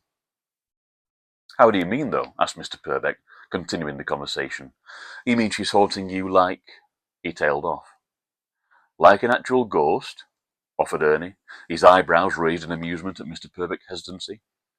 "If that's what you say it is," responded Mr. Purbeck, beckoning the older man on. He looked at the old fisherman and found himself wanting to hear more. Perhaps, just perhaps, if someone as solid and dependable looking as this old sea-dog believed in it, then maybe there was something to it after all. "Yeah, that's exactly what it, or rather, what she is," nodded Ernie. He relit his extinguished pipe and blew several leisurely puffs of smoke from it. "It started early on, after the storm died down. We spent days searching for the body, but never found out. Eventually, we had to call it off. Sometimes the sea just refuses to give up its dead, you see. Days afterwards, I could think of little else than our failed rescue attempt, and that poor woman's fall to her death amid those massive waves. Then at night, too, I couldn't get it out of my mind. Gradually, though, when you spend as much time at sea as me and my father and my mates have all done, you begin to move on. Move on, Mr. Purbeck. On to the next one. There's always others to rescue. Plenty more fish in the sea, you might say." He chuckled at his own pun. Then the old man's face went serious again, and he lowered his voice. "I thought that were the end of it. Once we'd had more rescue shouts, successful ones too, I thought I'd finally put the Midnight Star and Mrs. Meadows out my thoughts. Until one night. I've been out fishing for 3 days and 3 nights solid. I were exhausted, you see, so I came here." He indicated the pub they were sitting in, with the cosy fire burning happily beside them. "Just to relax with a few drinks before venturing home. When I got back to my cottage, it's down by harbour on seafront, despite high tide hour, I couldn't sleep. I could hear a storm brewing outside. I got up and looked out. You never know when the lifeboat rocket's going to summon you on nights like that, Mr. Purbeck. You always expect to hear it on stormy nights anyway. Somewhat was strange, though. Somewhat were different. In spite of the telltale sounds of the wind howling and the waves raging, outside, everything were calm." "Everything was calm?" asked Mr. Purbeck. He was casting his mind back to his experience on the seafront this morning, before he had met Mr. Marriott on his way to work at the bank. "Completely," Ernie added. "It were a clear, starry night, full moon, perfect visibility. The sea in front of me cottage, though, perfectly calm, still as a summer's day on a boating lake. I was beginning to think it must have been my imagination playing tricks on me. Then, out by the far right-hand corner of the bay, I spotted lights. Lights rising and falling on the surface of the sea. I watched them for what seemed an age until I fetched my binoculars. Couldn't make any details out, but it looked to me like a boat in trouble. I can't explain what drew me toward it, Mr. Purbeck. After all, if it were a boat in trouble, then surely the rocket for the lifeboat crew would have been fired, but it hadn't." He paused and took a few puffs on his pipe. "Without hesitating a moment longer, I leapt into my rowboat and set off in the direction of the lights on the sea." "On your own?" Mr. Purbeck asked. "I'm a good rower, Mr. Purbeck," said Ernie, indifferently. "And besides, like I said, somewhat drew me in that direction. Somewhat at that moment I could not explain. I could only suppose that if someone were in trouble, they'd need my help. Don't forget, too, like I said, it seemed to be a perfectly calm night. I put the sounds of the storm down to my tiredness, my imagination, and I set off." The other patrons around them were engrossed in their own conversations and drinking, and they remained oblivious of old Ernie's recollections. "I rowed with my face towards the lights on the water, but no matter how far or hard I rowed, they never seemed to get any closer. I was beginning to think the whole thing were a bad idea or a fool's errand, when suddenly ahead of me there was a terrific crash, and the lights disappeared. I'd know that sound anyway, Mr. Purbeck, the sound of steel hitting rocks. But there were no cries for help, no appeal for rescue. No matter how hard or loud I shouted, there were nothing. There were no shipwreck, and there was someone in another lifeboat either. Before long, remember, I know this stretch of the shoreline at the back of my hand, and even then as a young man, even then I realised I was drifting out towards the rocks beyond the bay, exactly the spot where the midnight star had gone down. I grabbed my oars. The last thing I wanted was to end up cast upon the rocks myself, and I rowed like hell back to the shore. No matter how hard I rowed, though, I felt I was being pushed backwards, back towards the rocks. Further and further, Mr Purbeck, further I went, until I realised the storm wasn't just in my head. Now the waves rose for real, tossing me and my rowboat this way and that, and suddenly a fierce wind forced me further until, there it was. I were aground on the rocks, and looming above me in the moonlight was the wreck of the midnight star. He paused for a moment, letting his words sink in. My main worry, though, at that moment, was my rowboat. If it were damaged, there were no chance of my getting back to shore in that darkness.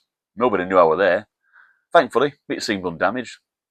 I held it out of the water and tied it fast to a rock, thinking I'd have to ride it out until the storm passed. I sheltered as best I could, huddled against a tall rock on the far side of the reef, the seaward side, and with the bow of the wreck offering me some protection. It was then that I noticed somewhat peculiar. As I gazed out to sea, away from the wreck, away from the rocks on the reef, I noticed everywhere else was still calm. The wind and the waves, they were all on this one spot, converging on this one spot only. On the one spot only, repeated Mr Purbeck. This was beginning to sound familiar, and there was a genuine note of alarm in his voice. That's right, the old sea dog nodded. I don't spook easily, and certainly not then when I was a young man. But I thought, this is too strange for me. My place of refuge weren't a sanctuary from the storm, you see. My place of refuge was the storm. I resolved to get off those rocks as quickly as I could, rather than riding the thing out. Waiting for a lull, I seized my moment, untied the rowboat, and cast off. I made it to the seaward side, around the back of the wreck, thinking I'd row a safe distance away, and then make it back to shore. This time the wind didn't hold me back, and the waves worked with me rather than against me, and I thought it wouldn't be long before I'd be home and dry. You made it home without further incident, then? Mr Purbeck asked, a tone of hope in his voice for a positive outcome to this unsettling recollection. Not exactly, Ernie mused. The waiter appeared at their table without the need for any beckoning, and they ordered another drink each. They each had a healthy swig before Ernie continued his saga. As I were rowing, I glanced back at the wreck on the rocks, bathed in moonlight. To my amazement, I spotted a figure standing high up by the railing, arms outstretched. Without thinking, I brought the rowboat back around. It appeared there was somebody out there after all, someone who needed my help, Mr Purbeck, no matter how they got there. How did they get there? Asked Mr Purbeck. Surely people don't just turn up randomly on rocks, do they? You'd be surprised, actually, said Ernie. You saw those old newspaper headlines over the wall just now, didn't you? Midnight Star drew sightseers from far and wide for long after the event. I won't be at all surprised if someone had been foolish enough at one point to try and take a closer look at the place where it all happened, and ended up getting stuck. That was my first thought, anyway, as a lifeboatman. Like my old father used to say, we rescue first and ask questions later. Anyway, I managed to get alongside the wreck again and looked up. I couldn't believe it. What was it? Mr Purbeck asked, urging the old man on. The amazement in Ernie's voice was palpable even now, so many decades later. It was the woman, he said breathlessly. The one who died. The one we couldn't save. It were Ella Meadows standing on the wreck just as she had that night, exactly as she'd appeared when me, my father, and my lifeboat mates had tried to rescue her. I sat in my little rowboat, transfixed by the sight. I couldn't move, even as the waves smashed around me. It were as real as anything, and yet I knew it couldn't be. That woman were dead. I'd seen her die, we all had. It must have been a ghost. What did you do? Mr Purbeck urged. I did what any good lifeboatman would do, Mr Purbeck, Ernie answered. I tried to rescue her, ghost or no. Jump, I yelled, and jump again. Just as I had on that night, all them years ago. It were as though I were reliving it all over again, telling the truth, only this time not just in my mind, but right there, at the spot where it all happened, when I'd managed to get my boat right alongside. I held my arms out and eventually she jumped, but as she did so, and he paused for breath, she disappeared into thin air. Disappeared? Mr Purbeck repeated, trying to imagine the scene. He found his aversion of the idea of the existence of ghosts was beginning to fade, and fade rapidly. Such was the conviction and clarity in the old sea dog's voice as he recounted his cautionary tale from the years before. Something in that very conviction and clarity made Mr. Purbeck believe that this was no made-up yarn or fantasy, spun for the purposes of saloon-bar amusement. "That's what I said," Bernie replied. He took yet another sip of ale. "Disappeared right before my eyes. Vanished. What's more, the instant that happened, the seas died down and all were calm. I must have sat there in my boat for hours, looking up at the wreck and the clear, starry night beyond. Eventually, I drove back to shore, went home, and went to bed. I thought after a decent night's sleep I'd forget all about it, or at least chalk it up to my imagination. But no, that night was just the beginning. I tell you, it gets to everyone does that shipwreck, Mr. Purbeck. Anyone who gets themselves too engrossed, well, sooner or later, they're going to encounter the ghost of Mrs. Ella Meadows, just like I did." He chuckled to himself. His laughter seemed incongruous, but did little to break the spell of his just recounted story, which seemed like a pall to hang in the air above them. "So don't say you've not been warned," he added, wagging his thin finger dramatically. They sat in silence for several minutes, oblivious to the pub noise and chatter around them. Finally, they'd finished their drinks, and Mr. Purbeck realised he was beginning to feel rather drunk. Old Ernie seemed suddenly blurry before his eyes, rather like a ghost, he thought to himself with surprise. Ernie himself, however, sat steady as a rock, gazing into the distance, lost in his memories from yesteryear.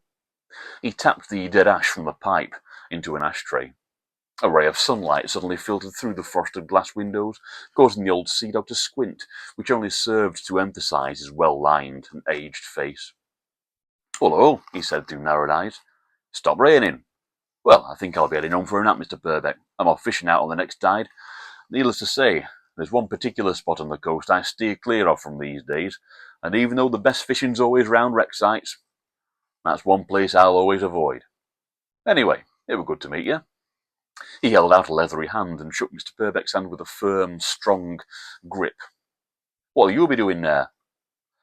"I suppose a bit of fresh air wouldn't go amiss," replied Mr. Purbeck, rising unsteadily from his stool. "Clear my head a bit. Explore the town some more, perhaps, now the weather's improved." "Good idea." Ernie rose from his stool, too. He slipped on a battered and salt-stained donkey jacket and touched the peak of his cap respectfully. "Mind how you go, won't you, friend? Remember what I said?" He gestured to the newspaper cuttings on the wall detailing the Midnight Star disaster. He smiled goodbye at Mr. Purbeck and nodded to the bar staff, and then he was gone.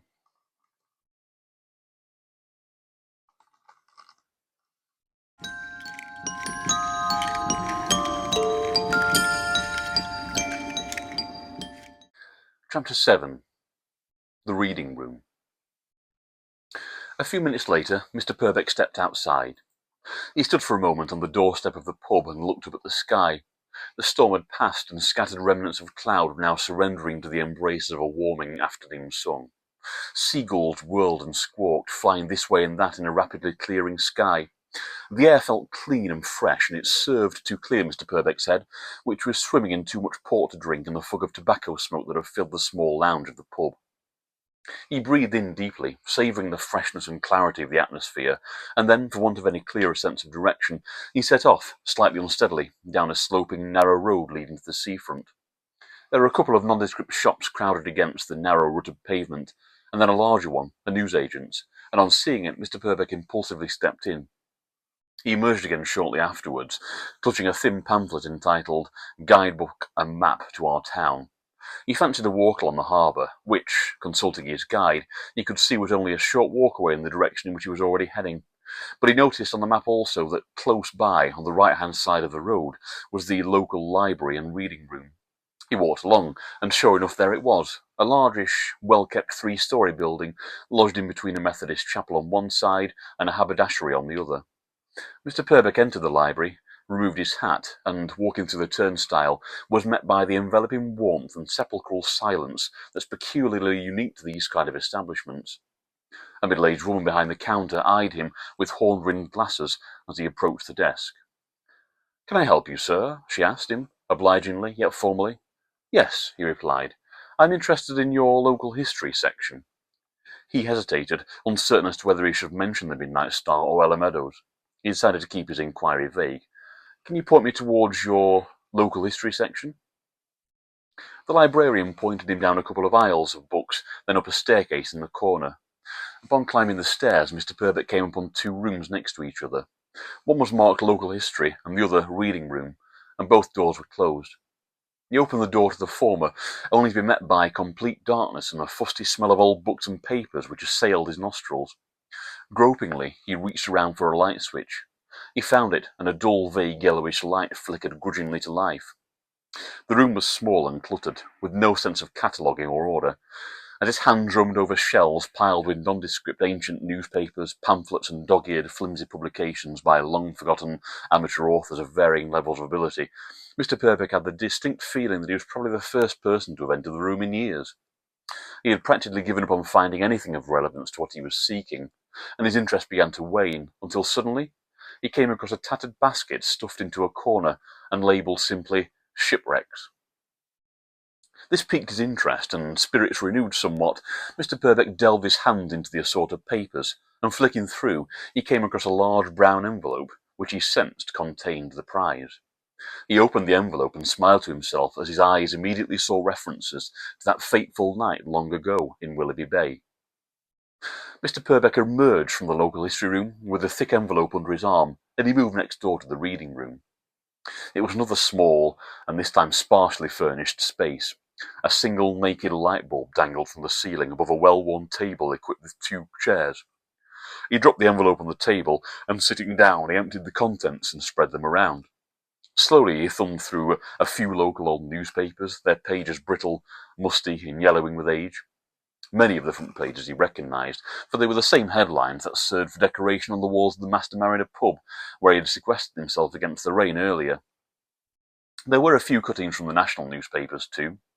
Unlike the local press, which had clearly covered the tragedy in some detail, the likes of the Times and the Telegraph had devoted only a few lines to the story, buried away on some inner page that had been torn out by whoever had seen fit to do so for the reasons of completeness and archive. Such was the blandness and lack of detail beyond the basic facts of the story in these cases, that Mr Purbeck felt comfortable brushing these examples aside after the most cursory of readings. In doing so, he noticed at the bottom of the pile of newspapers and cuttings there was a dog-eared, hardback book. On first glance, this did not look promising. The cover was hiding beneath a thick layer of dust.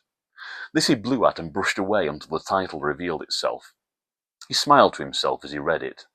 The Midnight Star, a true and contemporary account by F.A. Andrews. Mr Purbeck cautiously opened the book and looked at the title page. He could see it was published the very year the Midnight Star had been wrecked. He thumbed through the aging pages and saw immediately the book was not one of those publications that threw sober fact away in preference for sensationalized fiction.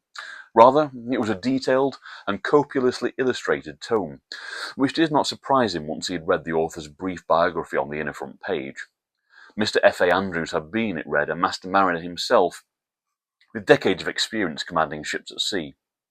Mr Purbeck settled back in the chair as comfortably as he could, and slowly but steadily became engrossed in the book before him. As he read the fading words on the fraying pages, he could see in his mind's eye once again the terrible horror of that distant tragic night, and a wave of compassion swept over his thoughts as he turned page after page, until around halfway through the book, the photograph at the start of a new chapter stopped him in his tracks. It was a photo of Ella Meadows. The caption beneath the photograph read, "The victim pictured shortly before her marriage and subsequent tragic death," and Mr Purbeck found himself staring at a young, pale-faced woman with long, straight dark hair, parted in the middle. Her large, drooping eyes looked at the photographer's camera with a melancholic expression emphasized by her neutral, unsmiling mouth. Her clothing was typical of late Victorian, well-dressed young middle-class ladies, but it was her eyes which drew Mr Purbeck's attention the most.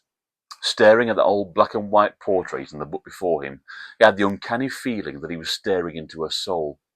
He turned the page and read on for what seemed an age, but found himself regularly turning back to that photograph.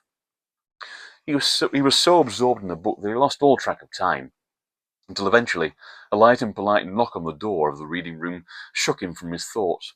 The door opened, and a young woman put her head around it. "Excuse me, sir," the young woman said very politely, with a hint of shyness and formality in her voice. "We're about to close." "Oh, I am sorry." Mr Purbeck fumbled and rushingly piled the reading material before him. "I am sorry," he repeated. I must be getting along now anyway, I suppose. Don't worry about all that, the young woman said, nodding towards the piled reading material. Only a head was visible peering round the edge of the door. There was a distinct and inscrutable half-smile on her face. I'll sort it all out after you've gone. That's very kind of you, Mr. Purbeck said. There was an efficiency about the young woman that impressed him, yet there was something else too. He was fairly confident that he'd never met the woman before. Indeed, she wasn't the same clerk as the one on the main desk downstairs earlier, yet there was nevertheless something strangely familiar about her. Very familiar indeed. Not at all, sir, the young woman replied. Her voice was strange somehow, as though it belonged to another age. Well, as I say, we are about to close. I'm on my way, Mr. Purbeck acknowledged. He was all for efficiency, but now he felt he was being rushed. As he stood, in his haste, he knocked off his hat from the desk and stooped down to retrieve it. In fact, I'm just off down to see the harbour now. If you've any suggestions as to... His voice trailed off when he realised the young woman disappeared, apparently closing the door behind her, although he had not heard it close or heard her go. Strange, he said to himself, mildly perturbed. He wondered vaguely as to why the young woman seemed somehow familiar to him. He looked down at the pile of reading material he left stacked on the table, and then suddenly his blood ran cold. On the top of the pile was the book that had the photo of Ella Meadows within its pages. It was the same face as that of the young woman who had stood in the doorway and spoken to him moments ago. As he stared down at the photograph and then back at the door, aghast, the light in the room began to flicker, just as that in the train carriage had done last night. He was shivering with fear, and he slammed the book shut, and then, without understanding why, he found himself thrusting it into his coat pocket. The light continued flickering, and he bolted for the door. He slammed the door behind him, and he glanced wildly around the corridor, but it was completely empty. There was no sign of the young woman, or anyone else. Mr. Purbeck, who had been holding his breath, sighed heavily to himself, as much in disbelief as relief. As he slowly exhaled, his eyes were drawn towards the corridor floor, which, he noticed, was wet. His rational mind told him the library must have a leaky roof. He remembered all too well the rainstorm from earlier, but his eyes were caught by something. Here and there, between the splotchy patches of water on the floor, he discerned footprints, smallish in size, leading along the corridor. He tried to follow them, but he found they led towards a doorless wall where they and the watery trail abruptly stopped. Mr. Purbeck stared, dumbfounded. The librarian on the ground floor, hearing him speedily descending the staircase in the otherwise quiet library, looked up. "Hello, sir," she greeted him. "You've been up there a long time. It's not often we get many visitors interested in our local history room. I hope it was of interest to you." Mr. Purbeck ignored her polite inquiry. "The young woman," he said pointedly. "Young woman, sir?" "Yes, the young woman upstairs just now. Who is she? Does she work here?" His voice was urgent. The librarian's eyes blinked behind her glasses in confusion. "I am sorry, sir, but I'm not quite sure I follow. I'm the only member of staff on duty today, and we don't have any, as you put it, young women working here. We don't have all that many in the way of customers either now, unfortunately. In fact, I'm afraid you've been the only person in here today, as it happens." Mr. Purbeck looked back at her uncomprehendingly. He could not believe what he was hearing. "But the wet, in the corridor, footprints. Well, we do have some trouble with water ingress when it's been raining like it has this morning." She spoke quickly and seemed to pointedly ignore his mention of footprints. Then her tone brightened. "I do hope you'll call by again anyway, sir. Did you find anything worthwhile today?" Mr. Purbeck stared back. Without uttering another word, he fled from the library, leaving the librarian looking bemused. The book from the local history room was still deep in his coat pocket.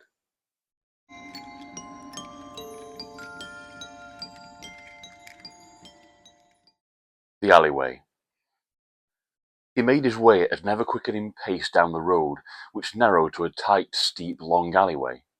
Somewhat hesitantly, he peered into its dank, dark entrance.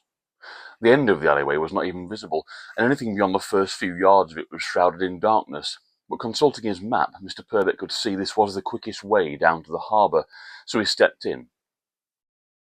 Holding on to the rusting handrail as he went, he proceeded down the steps, which were slippery and wet. The alleyway was enclosed and entirely without illumination, its grimy brickwork battered and worn, and daylight quickly receded as Mr. Purbeck made his way down and along. It felt to him like a claustrophobic tunnel, and he found himself hurrying his pace. The alleyway seemed endless, and as he continued, he suddenly felt the strange, unnerving sensation that he was being followed. He seemed to sense the rustling of clothing and the light tread of footsteps, which were not in synchronicity with his own. And this told him there was someone walking behind him in the dark. Alarmed, he stopped and glared behind him. He could see nothing and nobody, but was still not satisfied, and reaching into his coat pocket, he took out a match, striking it against the brickwork to light it. The flaring match illuminated the tunnel well enough, but there was still nothing tangible in sight. Frustrated and bemused, as much with his own sense of paranoia as anything else, Mr. Purbeck tossed the match away. It struck the wall of the alleyway, bounced off it, and rolled to a halt on the dirty floor. As it did so, there was a sudden and definite sound close by of bare feet slapping against the cold stone floor and retreating in alarm back up the steps. Mr. Purbeck gasped and instinctively drew his arms up around him in a defensive stance, but there was still nobody visible. Frozen to the spot, he looked backwards in the direction of the retreating footsteps, which were still audible. Then, in the dying gasp of the light from the match, he suddenly caught sight of a shadow moving up the steep steps. The shadow was vaguely human in shape and size, but otherwise indistinct. He gasped again as the mysterious shadow ascended upwards at speed, but then it was all over. The match had gone out, the alleyway was plunged back into darkness, and there was no longer any sound of footsteps. Gripping the handrail to steady himself, Mr. Purbeck slowly lit another match and held it down low to illuminate the ground. The flagstones of the alleyway were coated in a thin layer of sand, mud and moss, and should show up any freshly made footprints, but the only ones he could see were his own. There were no others. Mr. Purbeck stooped down low towards the ground to take an even closer look. He could scarcely believe it, so real and so present that it all seemed to him. Then the yawning darkness of the alleyway seemed to bear down on him. A sighing breeze sprung up, whispering a breathy, cold air through the narrow confines of the walkway that chilled Mr. Purbeck to his very bones. He stood and fled down the remaining steps, using the remnant of light from the match to guide his way. This time he did not pause to grip the handrail, and when the match went out he slipped and stumbled on the wet floor constantly as he moved at pace, faster and faster. His hat flew off in the breeze, but he did not care and did not stop to retrieve it. Anything to get out of that interminable, strange, haunted alleyway.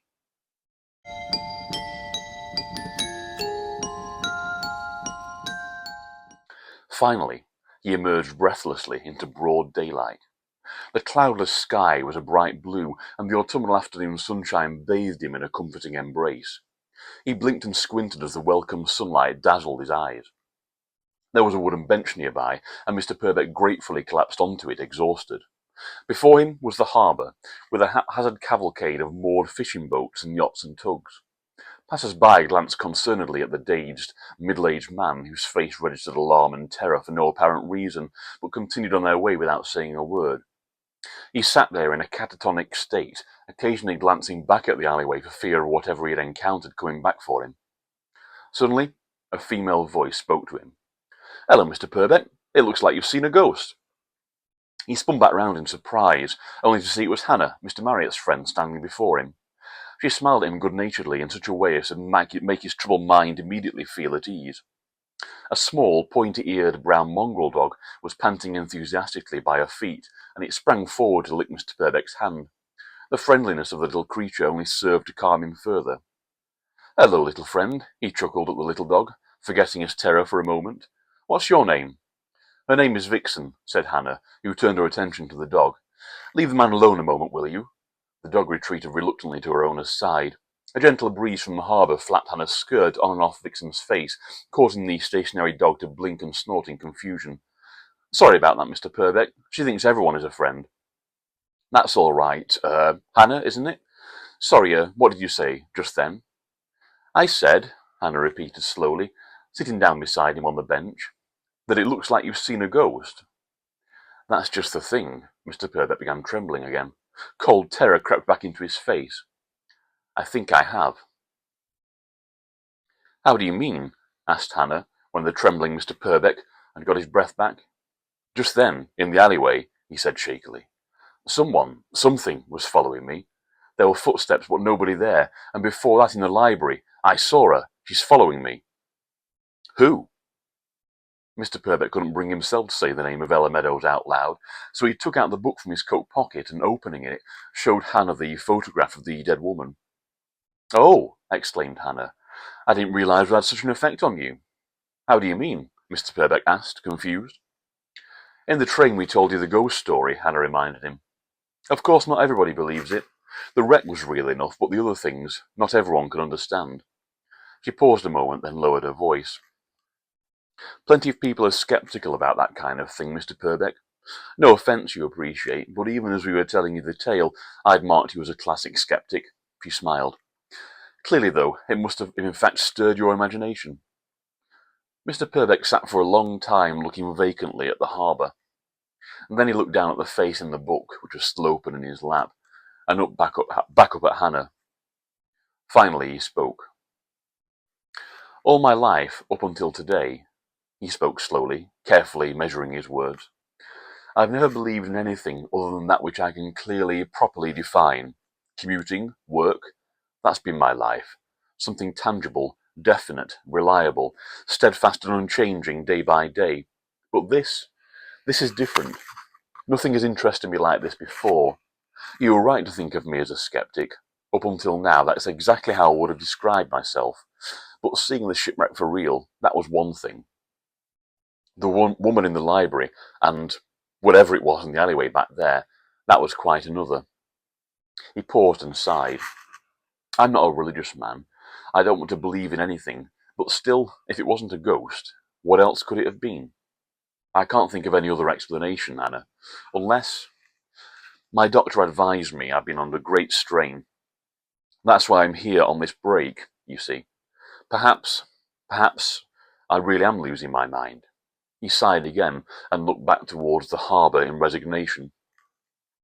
"I don't think you're losing your mind," said Hannah, kindness and compassion in her voice. "I'm probably only going to tell you what I'm sure you already know by now, Mr. Purbeck. But you can ask practically anyone around here, including me, and they'll tell you the same thing. That woman's ghost really does exist."